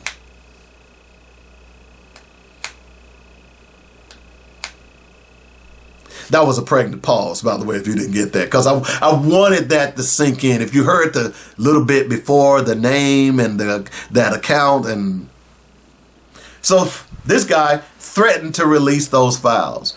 Wednesday rolled around and the files were not released. And according to this poster, he has turned those files over to a credible source. But he also has copies of the files. And if he comes up dead or something happens to him, the files will automatically be released.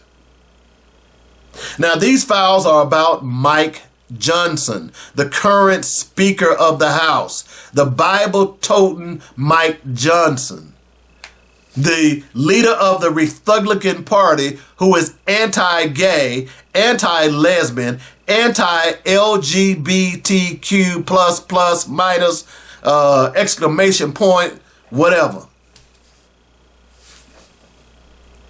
How is it that Mike Johnson is on Grindr? And is the inference to suggest that Mike Johnson is gay? He's a homosexual? It's kind of like Byron Donalds, right? Remember? Remember when I was talking earlier in the show last hour about Byron Donalds and him having some youthful indiscretions that brought him up in the legal system, and he was able to evade those indiscretions because of leniency? And now he's in Washington, D.C., trying to get legislation passed that will punish 14-year-old kids in Washington, D.C. This is Mike Johnson. Mike Johnson is in a party, the Rethuglican party, who is anti-anything lesbian or gay. And he's gay? See, those rumors still float around about Lindsey Graham. Mike Johnson is gay? There were rumors that Tim Scott was gay. And then all of a sudden, when he started to run for president, he comes up with this white woman. Many people believe that people paid the white woman to pretend like she was his fiance. By the way, have they got married yet? Has anybody followed up on that? Has Tim Scott married the white woman that he claimed that they were engaged during the presidential campaign?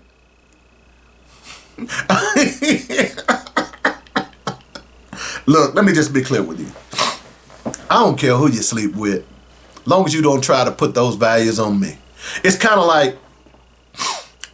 like someone who's a what do they call those people who sleep with have multiple wives? Is that what you do? Bigamist. If that's what you do, that's on you, as long as you don't put those values on me. I don't care, to each his own. I don't care if you're gay. As a matter of fact, I'll be honest with you, my oldest brother was gay. I was introduced to my brother's gayness back in, I realized it when I was about 12. I heard my mom talking about it with her sister on the phone late at night while I was supposed to be asleep, but I was listening. My mom had this voice that carried, so it was easy to hear her. I don't know, I was probably about 10. So I loved my brother regardless.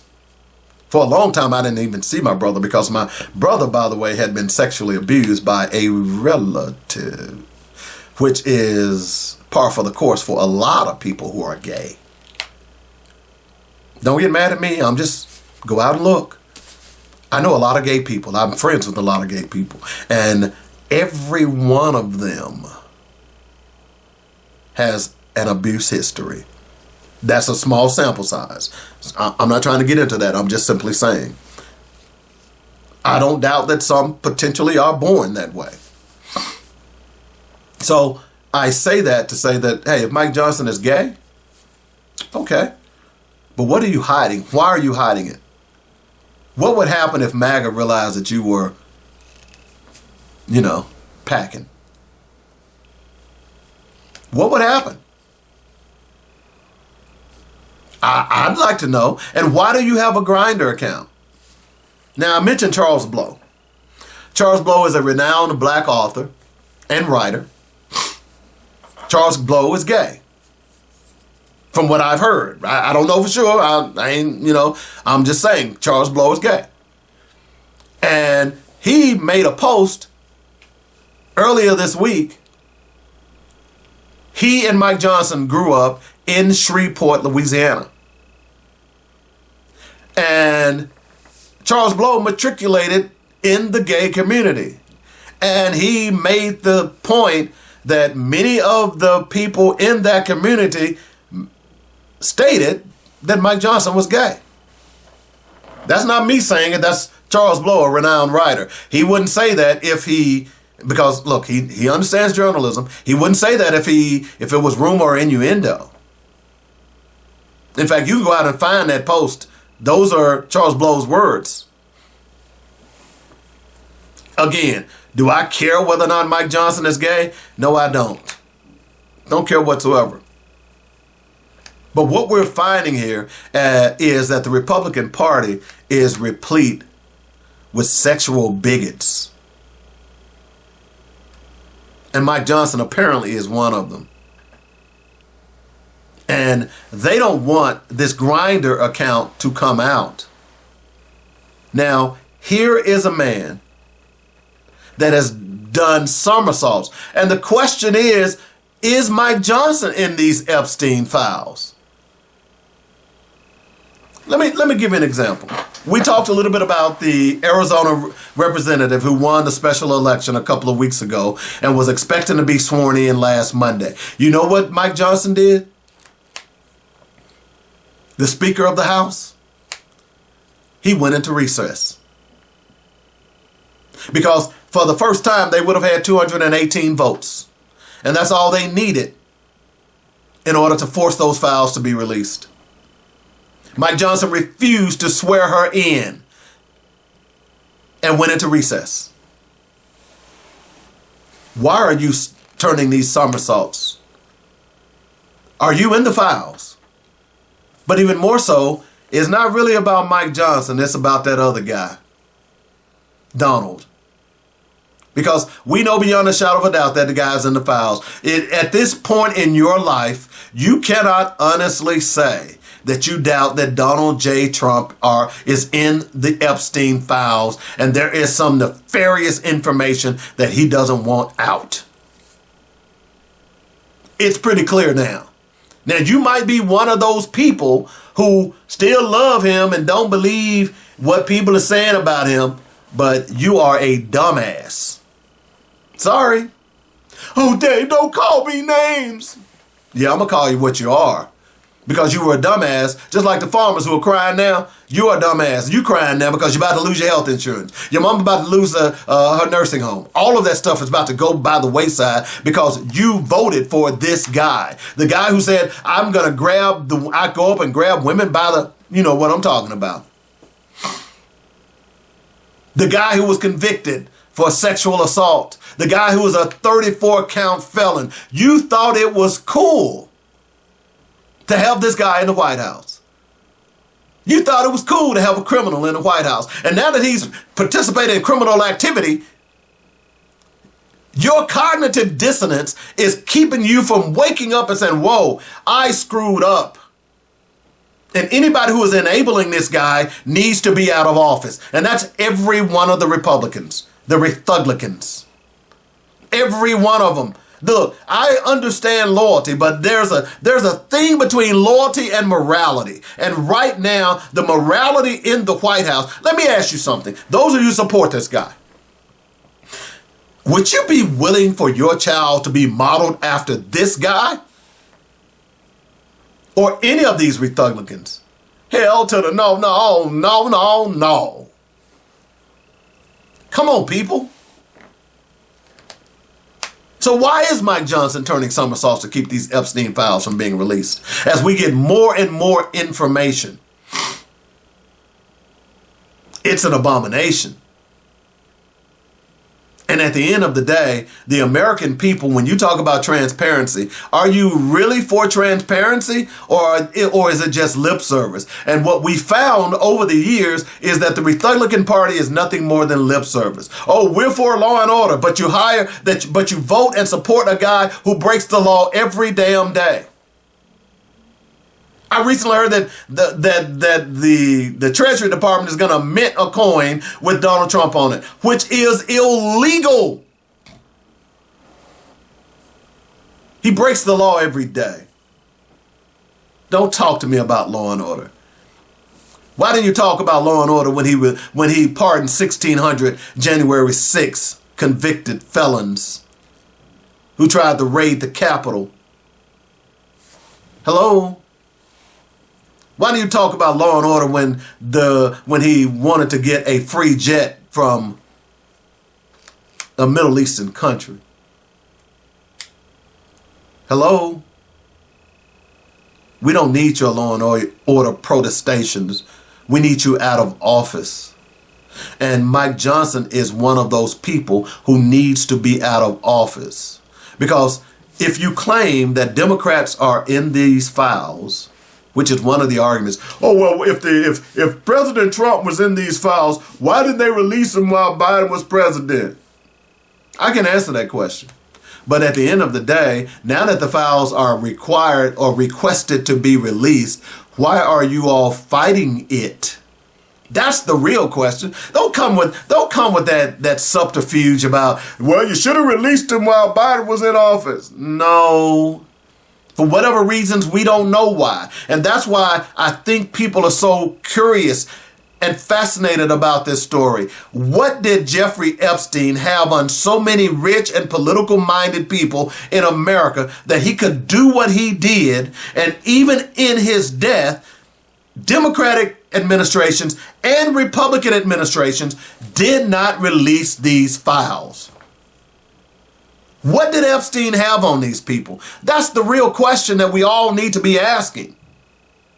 And we don't need politicians who are trying to run interference for the pedophile in chief who was clearly a best friend of Jeffrey Epstein. That was clear. We don't need people trying to run interference for Jeffrey Epstein's madam or pimp in Ghislaine Maxwell. If you are true about your transparency, you want the American people to know those gigabytes of data that you have. Look, don't give me this mess about, well, we want to protect the victims. Well, many of the victims have already come out and said, hey, look, we're going to release the files. If you don't release those names, we're going to release the names. So if nothing else, you ought to be releasing the files related to the women who were in the press conference 3 weeks ago on the Capitol Hill steps. So what does Mike Johnson have? Or what's in his closet?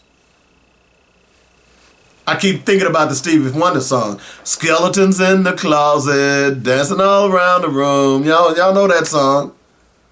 The big hit. Okay. He had another one called Superstition. Believe in things you don't understand, then you'll suffer. Superstition is the way. Mike Johnson is a problem. And Mike Johnson is a hypocrite. Not only is he a hypocrite as it relates to his faith, but he's a hypocrite as it relates to his sexuality. He's passing laws that affect gay and lesbian people, yet he's gay, or allegedly gay. Let me say that. Allegedly gay. He's like Byron Donalds, okay? Do what I say, but not what I mean, or whatever that quote is. He got me confused. I was so confused. Byron Donalds, Jeffrey Epstein, Mike Johnson, Donald Trump. The list goes on and on. They are hypocrites. Period. End of story. This is why every one of them need to be voted out of office. You see, I guarantee you, if it was some significant Democrats in those files would have been released a long time ago. Because Donald Trump is on his retribution tour. Speaking of which, he just cut funding for 16 states, 16 blue states. Hello? He counts on $8 billion in climate funding to the following states: California, Colorado, Connecticut, Delaware, Hawaii, Illinois, Maryland, Massachusetts, Minnesota, New Hampshire, New Jersey, New Mexico, New York, Oregon, Vermont, and Washington. So if Democrats were in those files, don't you know those files would have been released by now? I just thought I'd throw that out there for you. Got to take a break. When we come back, it's what we must do. You're listening to Black Focus Radio, our issues, our solutions, our voices, on joinnedradio.com. Barbecue season is here, and you're still using that 99-cent goop full of chemical derivatives and high fructose corn syrup for your sauce? Stop, please. Get to ribrub.com now and save your next cookout with an array of all-natural rubs and sauces. Start with the Dynamic Rib Dust for seasoning and the Dynamic Rib Rub for flavor, and top off your grilled or smoked masterpiece with Dynamic Rib Juice. Don't forget the Dynamic Pepper Juice for just the right kick for those chicken wings. One other thing, you've got to try the delectably delicious Dynamic Rib Nuts. Can't decide? Order a Dynamic gift box and satisfy all of your cravings. Come on, give me your hand and let me take you to barbecue land at ribrub.com. That's RIBBRUBB.com, and we'll show you how to bake it, grill it, smoke it. Oh yeah. Welcome back to my favorite segment of the show. It's called What We Must Do. It's the segment where I talk about things that black people should be doing in order to better themselves. In this segment, we want to talk a little bit about Target. I read yesterday that Target is in the threat of going belly up. Okay? In other words, it looks like that private equity firms are looking at Target to buy Target. Now, this may be over some of you all's head, so I'm going to keep it simple. Private equity firms are companies out there who have billions of dollars who do nothing but buy up companies that have their stock prices going down. They buy low and sell high. And let me just give you a few of those companies where private equity firms or hedge funds have come in and bought these companies, and those companies no longer exist. A&P, At Home, Big Lots, Brookstone, Claire's, Envision Healthcare, Friendly's, Genesis Care, Genesis Healthcare, Hearthside Food Solutions, Hooters, Hudson Bay Company, Instant Brands, Joann, Kmart, On the Border Mexican Grill and Cantina, Party City, Payless Shoes, Prospect Medical Holdings, Radio Shack, Red Lobster, R&J Nabisco, Sears, Sports Authority, Stewart Healthcare, TGI Fridays, one of my first jobs, by the way, Tim's Water, The Limited, Toys R Us, True Value Hardware, TWA, Vice Media, WellPath, and one that's not on there is Walgreens. The next one that might end up being on there is Target. And here's why Target is in the position that it's in, and its stock prices continue to tumble. It's because of black people. Yeah, you people.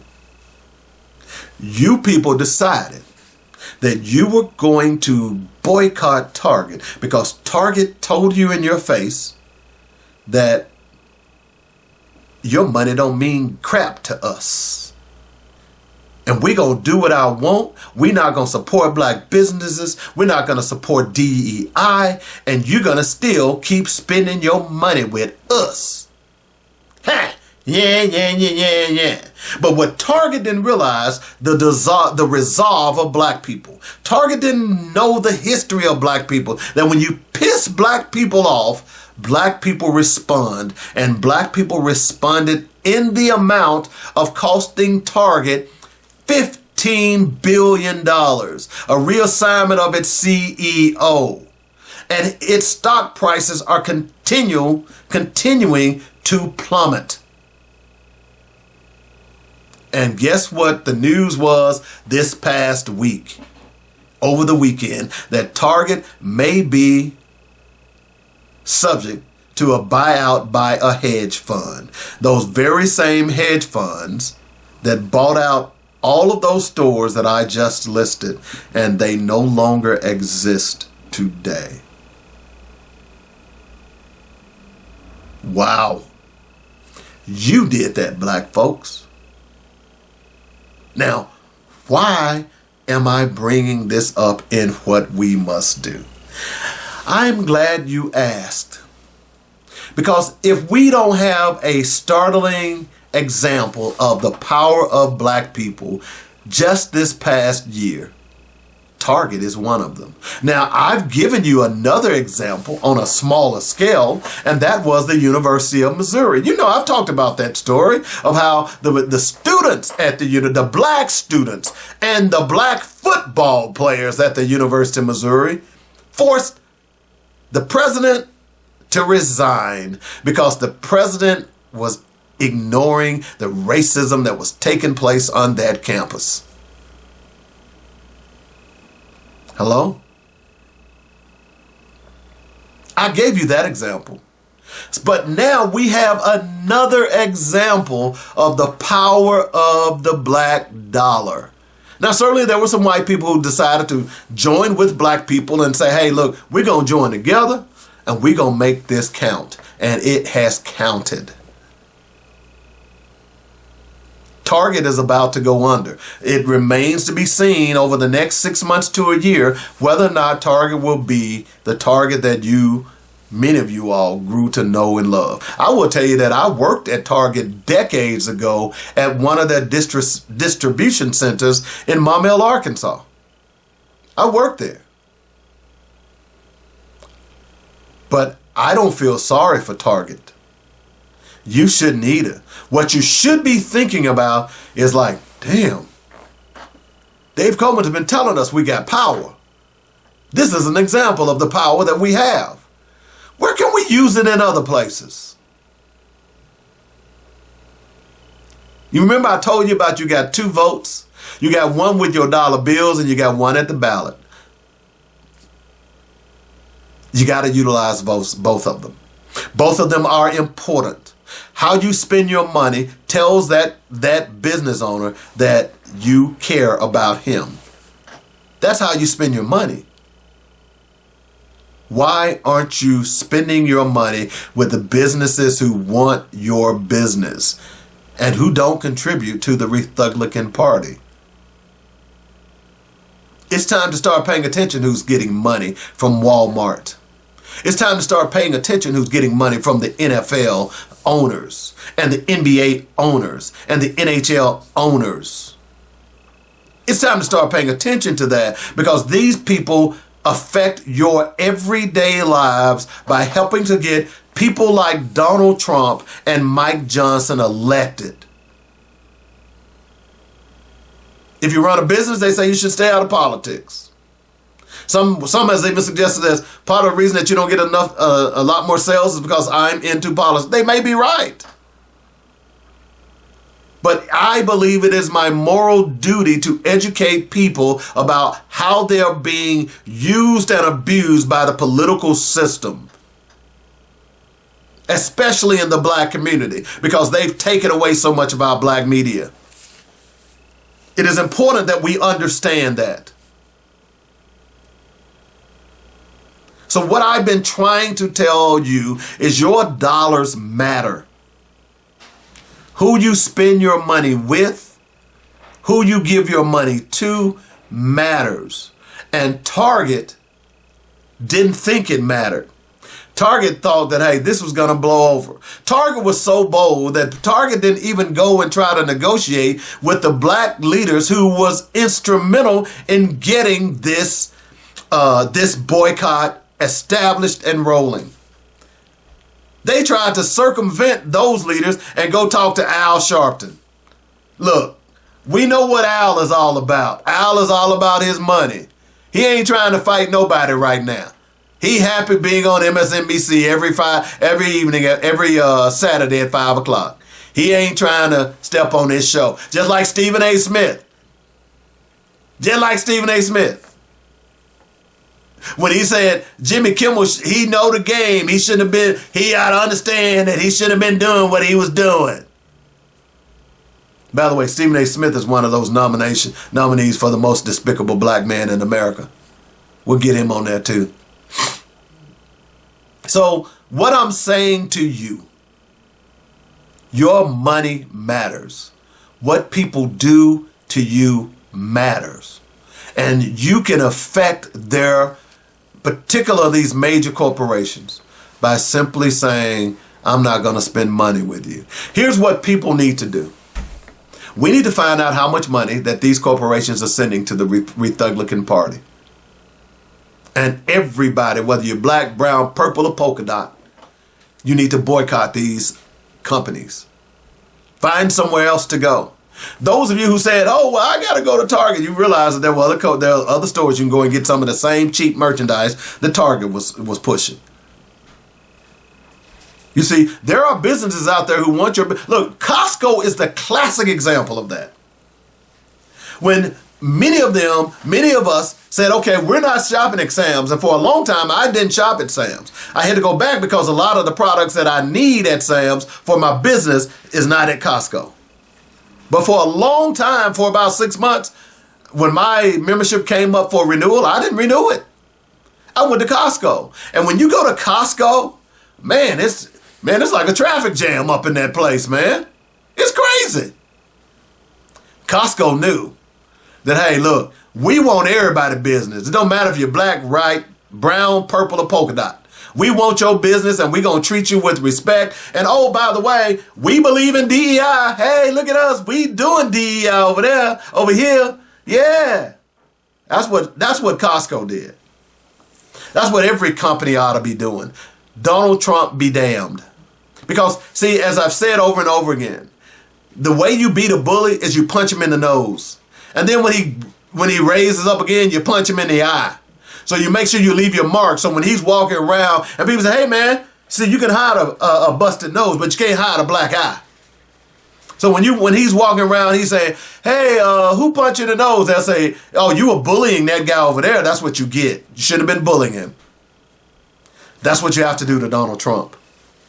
That's what needs to be done. And every law firm, every school, every university, every store, every company that has capitulated to this tyrant needs to be out of business. You do not deserve the American dollar. And you certainly do not deserve the black dollar. And that's why black people need to start paying attention. Put that mess down that's on Twitter that has no educational or political value to you and start paying attention to what's going on around you. You young black people got it made. You don't know what it was like to grow up in segregation. You don't know what it was like to wonder whether or not you were going to get the job. You don't know what it's like to be the only black person at a company or a business. I do, because I've been there.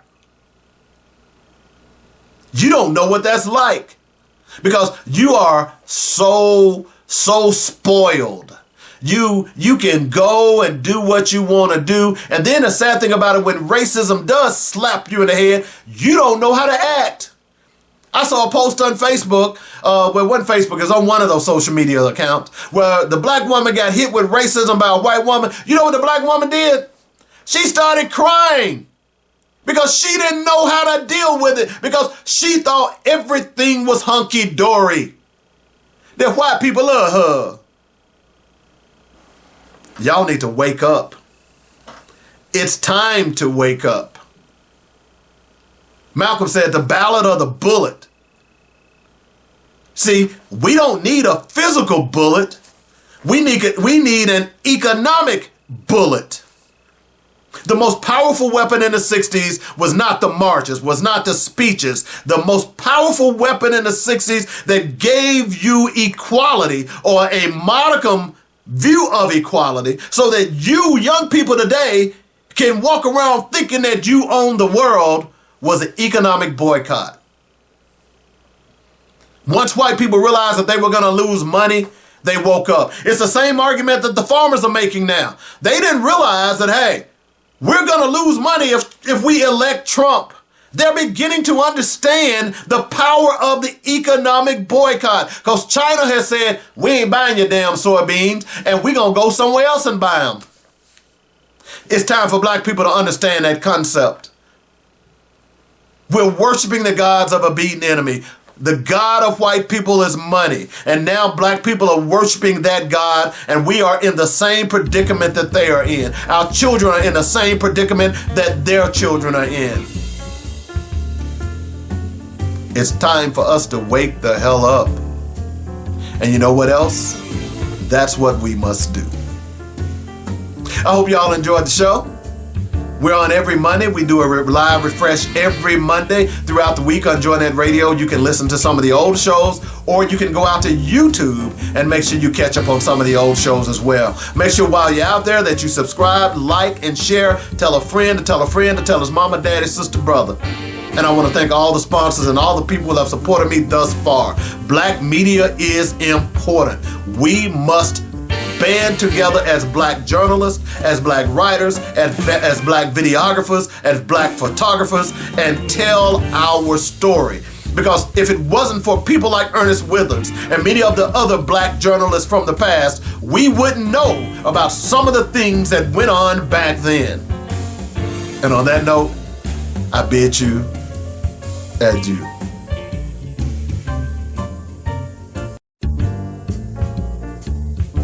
You've been listening to Black Focus, where we discuss our issues with our solutions and our voices. Join us every weekday afternoon at 1 p.m. on joynetradio.com.